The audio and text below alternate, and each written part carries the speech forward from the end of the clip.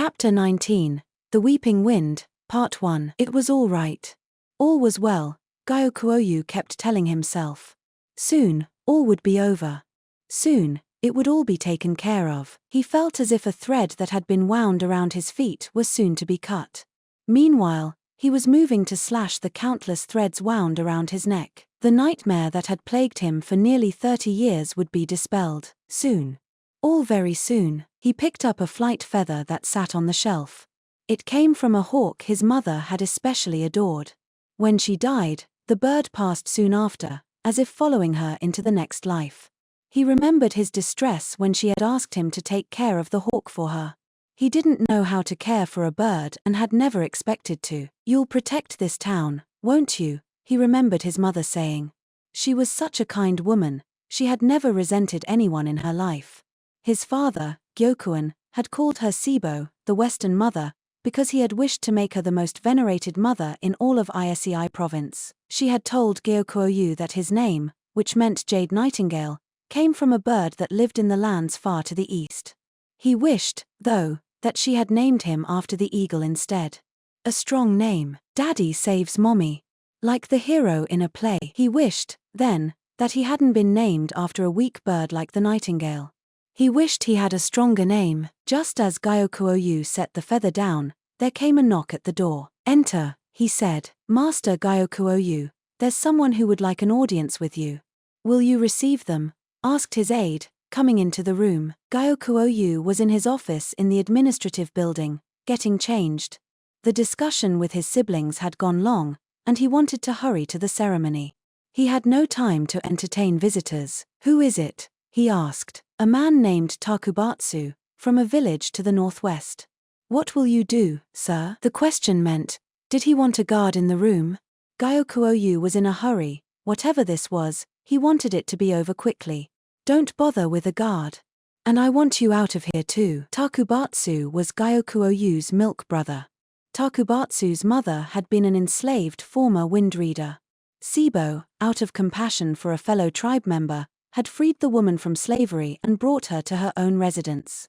Takubatsu's mother had been close to Sibo, and this had led to her becoming Gyokuoyu's nursemaid. Gyokuoyu remembered his mother and his nurse looking after the bird together. Gyokuoyu finished changing as the aide showed Takubatsu into the room. "Pardon me," Takubatsu said and came to stand before Gyokuoyu. He was an unimposing figure, with unruly black hair and pale eyes that betrayed foreign blood in his veins.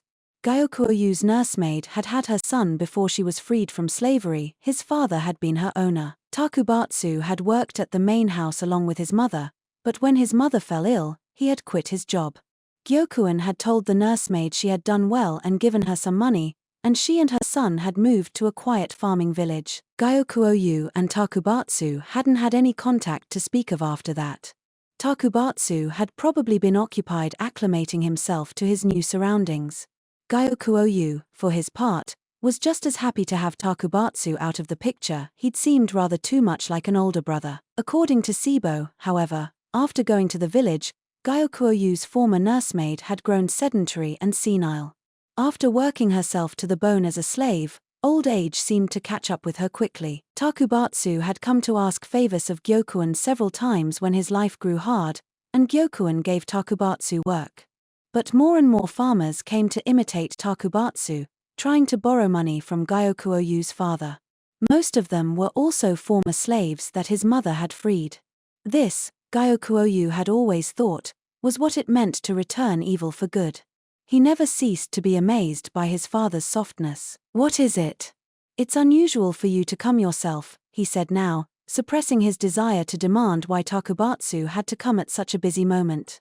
Gyokuin wasn't even in the city. Takubatsu might have been Gyokuoyu's milk brother, but it had been some time since they had seen each other. To be perfectly blunt, Gyokuoyu wanted to hurry up and finish this conversation. He had no wish to even see Takubatsu's face. "I'm sorry to show up unannounced," Takubatsu said. "But there's something I simply must know." When had they seen each other last? Gyokuoyu had been 15 when his nursemaid left the estate. Until then, Takubatsu, who was a year older than him, had acted like his older brother. At the time, Gyokuoyu didn't care, but now it rankled him to no end. Still, he couldn't summon the motivation to shout and bluster. He would handle this like an adult. Let's be frank with each other. I happen to be busy.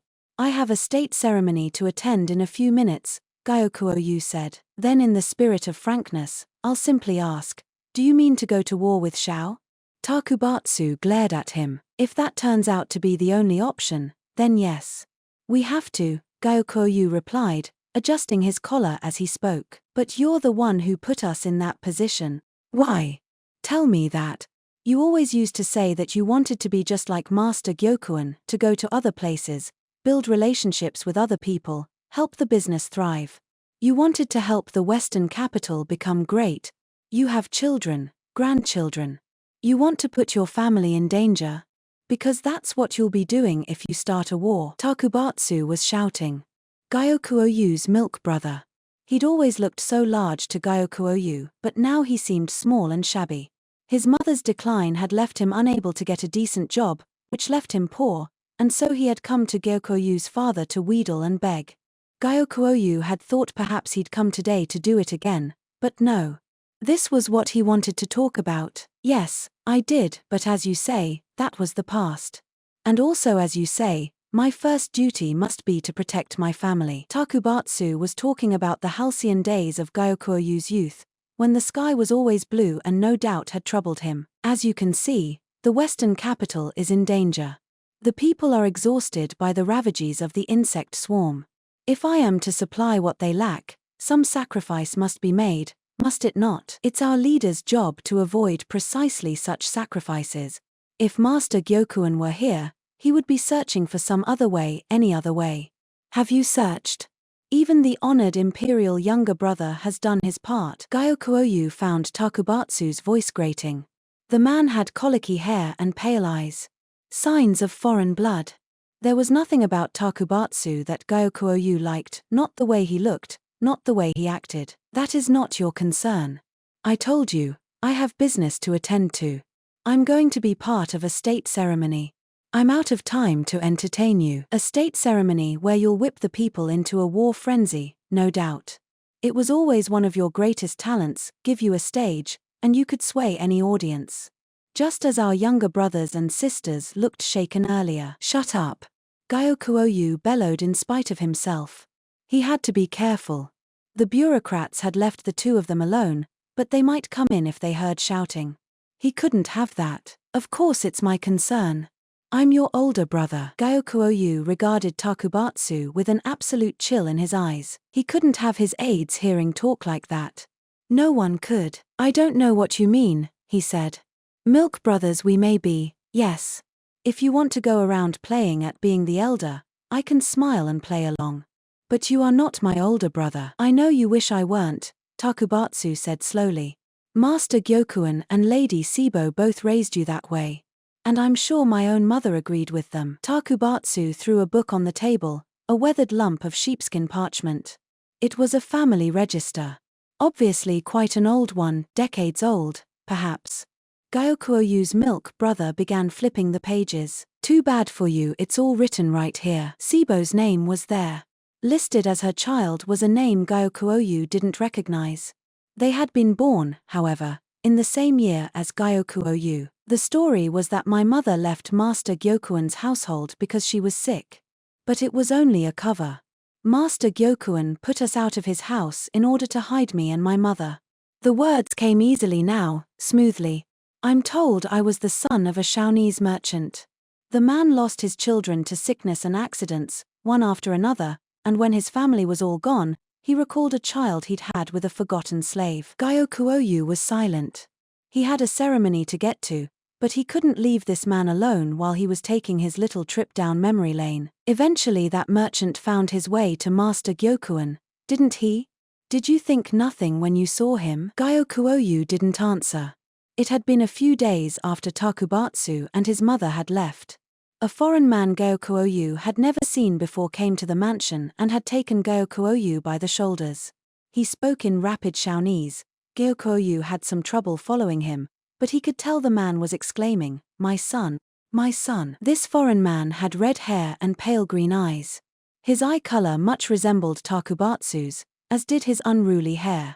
But his facial features and his sturdy build were the spitting image of an older Gyokuoyu. The foreigner had mistaken Gyokuoyu for Takubatsu.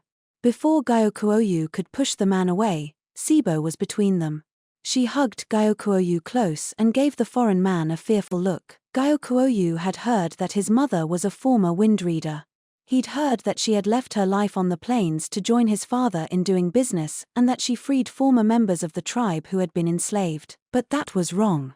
Those steps were out of order. It was Gyokuen who had freed the wind reader slaves, including Sibo and Gyokuoyu's nurse mother. Then, Sibo had become Gyokuen's wife and begun doing business with him. As slaves, she and the nursemaid had been owned by the same man. When Gyokuen had taken her in, Sibo had already been with child by a foreign father. The foreigner, never knowing this, sold his slave, Sibo, to Gyokuen. You and I, Gyokuoyu, are sons of the same father, Takubatsu said. He sounded so calm, when Gyokuoyu didn't want to hear this, but even plugging his ears would not be enough to block out the truth. My mother told me everything. I'm sure she meant to take the secret to her grave, if she hadn't gone senile. I'm sure she never meant to speak of your true father. I believe she truly was overjoyed by Master Gyokuen and Lady Sibo's marriage. Takubatsu's mother had revealed how Gyokuen and Sibo had known each other all along, and indeed had been engaged to be married. Then another tribe had attacked, and Sibo and Gyokuoyu's milk mother had been sold into slavery.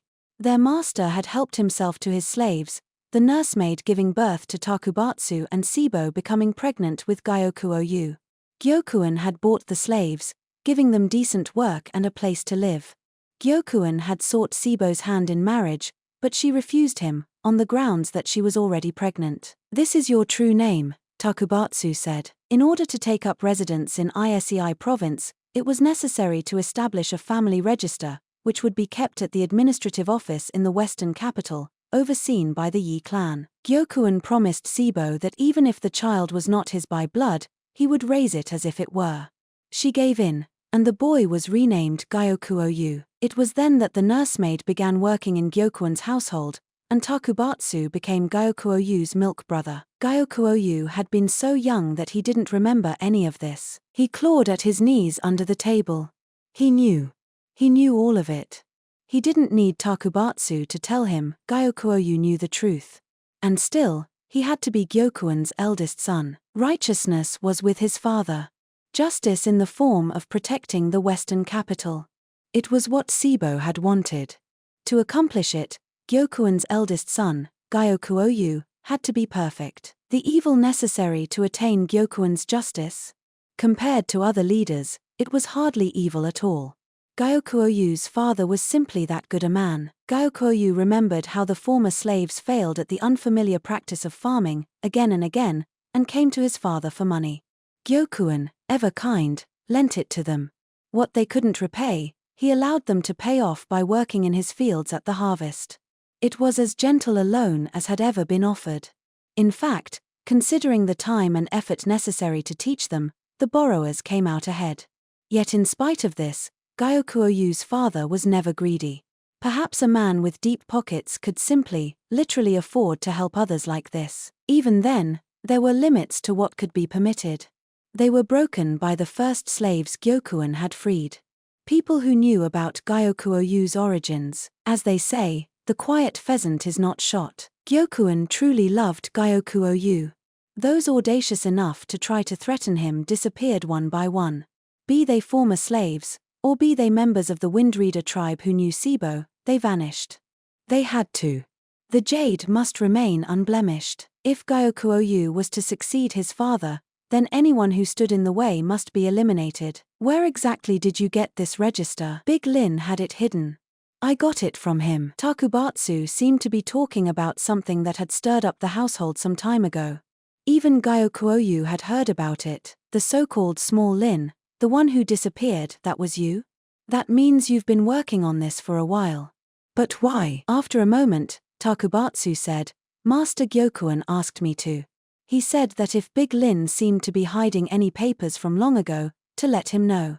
He told me to burn anything I found. That was why he periodically called me here. Now it all made sense. I see, Gyokuoyu said. Gyokuin had, as ever, had his son's interests at heart. He'd given Gyokuoyu hell for what he'd done to the Yi clan those 17 years ago, but even then he hadn't disinherited him. Gyokuoyu worked on Gyokuin's behalf, so that the people would venerate him, so that charity could be given to the weak, so that everyone would see him as a hero upon whom they could rely. Gyokuoyu knew his father would forgive what he did. For Gyokuoyu, who would take over from his father, was the perfect politician, unblemished, always thinking of what would help the Western capital thrive. That was how he knew that what he was doing now was right. If you really care about the Western capital, please, stop this nonsense about attacking other countries, Takubatsu said. If you won't. He took a knife from the folds of his robe. Gyokuoyu didn't so much as take a step back. However, he couldn't spend any more time on this matter. He forced his coursing blood to cool and let out a great sigh. Very well, he said. I won't do anything. Do you mean that? Yes. But only let me go to this ceremony. If I don't appear, the mood will go sour. I don't want to damage the imperial younger brother's reputation. Yes. Very well. But I'm going to keep this family register close. I fully intend to raise the matter with Master Gyokuin. With that, Takubatsu put the knife on the table and picked up the register instead. Gyokuoyu trusted that he wouldn't tell anyone what he knew. I want you to know one thing, Takubatsu. For the Western capital, for Isei province, there is nothing I won't do. I know that. You always told me how much you wanted to be a great man like Master Gyokuin. Takubatsu actually smiled. Exactly. To you, he is a noble father, and I, too, see him as a father I can respect more than anyone else. Gyokuoyu didn't speak, but at that, a thread snapped within him.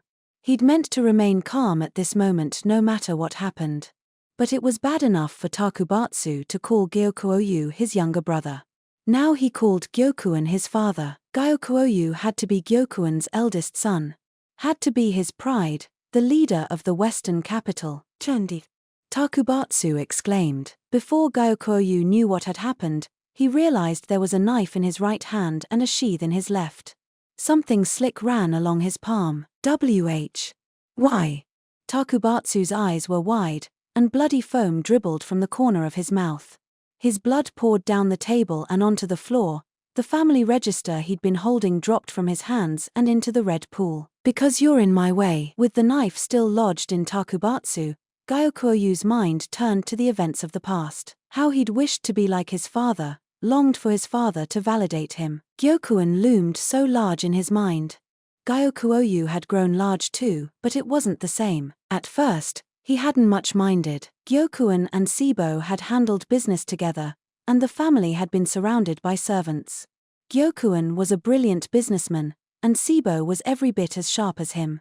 A hugely capable woman, she would find out what he needed, and then she would act to get it. Gyokuoyu had wanted for nothing in his upbringing.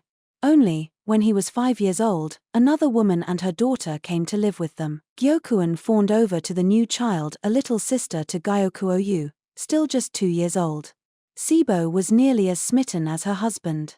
The new woman was also kind to Gyokuoyu. 2 years after that, a third woman arrived, bringing a little brother. Then there was a fourth and a fifth. The family got bigger and bigger. Each time it did, Gyokuoyu worried. To him, it felt like a jar full of honey being gradually diluted with water. Gyokuin always picked intelligent women. One was a master of horsemanship, another skilled in arithmetic. Each of them passed on their particular talents to their offspring. The women supported Gyokuoyu's father, and their children in turn helped them. Through the bonds of family, the newly arrived Yu household became great in the Western capital. At the same time, Gyokuoyu felt the bond joining him to Gyokuin weakening. Yet it proved otherwise. Gyokuin chose Gyokuoyu for his successor. Sibo was still Gyokuin's official wife, the other women were only consorts. Surely, it was only Gyokuoyu who could rule the Western capital as Gyokuin had. Not his younger brothers or sisters. Even after he discovered that he was not Gyokuin's real son, Gyokuoyu maintained his equanimity. So what if they weren't connected by blood? Gyokuin valued Gyokuoyu most of all. He couldn't have cared more for him if he'd been his own flesh and blood, so it was that Gyokuoyu was able to be kind and gentle to his younger siblings. Tolerant of them. Gyokuoyu alone was like a cuckoo's chick, a different creature from his brothers and sisters, but so long as his father treated him as his eldest son, Gyokuoyu meant to play the part of the elder brother to the hilt. The very last mother and child that Gyokuin welcomed into his house, however, Gyokuoyu could not tolerate.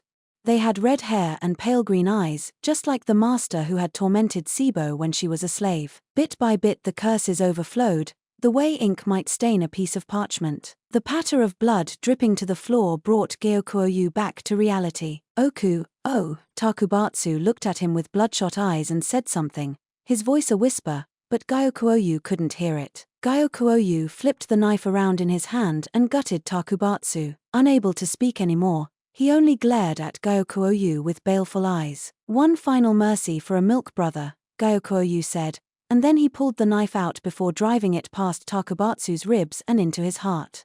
Takubatsu groaned, twitched, and died. The knife had belonged to Takubatsu. He'd tried to attack Gyokuoyu, only to meet his end by his own weapon. Yes, that would do for a scenario. Gyokuoyu picked up the family register, wrapped it in a cloth, and placed it in a drawer. He was right, someone had heard the shouting. There was a rush of footsteps that stopped outside the door, followed by a knock. "Master Gyokuoyu?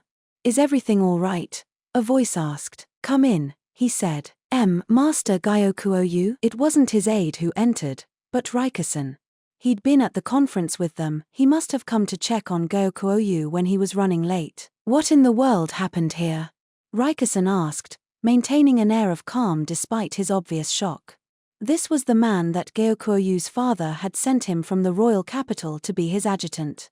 He knew enough not to immediately make a scene. "You're telling me you can't guess?" Gyokuoyu asked. "This man. He's the one who sought an audience with you a few minutes ago, isn't he?" Rikusen must have seen Takubatsu when he spoke to the aide. "That's right. He was my milk brother, in fact, so I indulged him. He came to beg for money, but when he saw he couldn't wheedle anything out of me, he became enraged." Gyokuoyu showed him Takubatsu's knife. "You did this, sir?" "Yes." "What, you think the likes of him could overpower me?" Gyokuoyu's face was still twitching. Takubatsu had brought this upon himself. Talking as if he and not Gyokuoyu were Gyokuin's eldest son. Gyokuoyu placed the knife on the table. He would have to change quickly and get some perfume to cover the smell of blood. "Not at all, Master Gyokuoyu. Your strength he could not best." Rikusen knelt down and looked at Takubatsu's body. Inspecting the wounds, it seemed like, "I didn't want to do it, but he left me no choice. I wanted to settle things amicably. I have a ceremony to attend. But he tried to stand in my way. Good riddance to him." Rikusen's gaze was empty as it drifted from Takubatsu to Gyokuoyu and back. "Yes. Of course." Then, for a second, Gyokuoyu lost sight of Rikusen. He turned, where had he gone, to find the other man right next to him. "Here's what I'll tell everyone," Rikusen said, and his expression was cold, except for a glint of flame deep in his eyes. What was this? Master Gyokuoyu was attacked by a traitor. Suddenly, Gyokuoyu felt very warm, and he met his end. What did that mean? Gyokuoyu was still trying to understand when he collapsed. He found himself face to face with Takubatsu. There was blood all over the floor, he could hear it flowing out. "I arrived too late to save him, but I was able to stop the traitor," Rikusen said. What did that mean? What was he talking about? Gyokuoyu didn't understand. He opened his mouth to say something but found he couldn't speak. There was a bloody foam at the corner of his mouth. He gasped. Still no voice came out, but only a groan, like the warbling of a bird. "Don't make that face. Don't pretend you don't know why. You'll be able to be the star." Rikusen's face was expressionless, but there were tears in his eyes. The hero of a tragedy. The tears ran down his cheeks and fell to the floor. He couldn't do anything, not like this. He couldn't do anything for the Western capital. He couldn't rule the city as his father's son. He couldn't go to Shao and rescue the slaves, as his father had done. He'd planned to punish the man who had put his mother through hell. Gyokuoyu was Gyokuin's eldest son. He wouldn't let anyone usurp that place from him. All he had to do was erase every last shred of evidence that Gyokuin wasn't his father. There was nothing he wouldn't do to achieve that, even if it meant bringing down the Yi clan, which had sullied its hands with wrongdoing for the benefit of the Western capital. One day when it was all gone, he was going to rule secure in Gyokuin's place. The clatter of a carriage, the neighing of the horses, the creak of the wheels, the shouting of the driver, the sounds of the marketplace, the shouts of the merchants, the burble of the crowd, the laughter of children, the dry air and exhausted earth. Though the land had scant blessings, people here lived bravely and well. He was going to make them more prosperous, richer. Not anymore. And so it was only then that Gyokuoyu realized something. It was strange. Wrong. Why, when he was meant to inherit the leadership of the Western capital in Gyokuin's place? Why, when it fell to him to help the city grow? Why, with all that being true, would he put the Western capital in danger? He felt the threads that had bound him for so many years unraveling one by one. Threads that had held him for decades snapped and gave way, and he was free. Gyokoyu's life scattered like a string of jade beads, and the man who had cut it was right there before his eyes, on his face a mixture of hatred and pity. Who are you? That was the last thought Gyokuoyu had. He would think no more. Do no more. He would not make the Western capital flourish as his father had. He had sought to be a hero, but his life ended in utter anticlimax.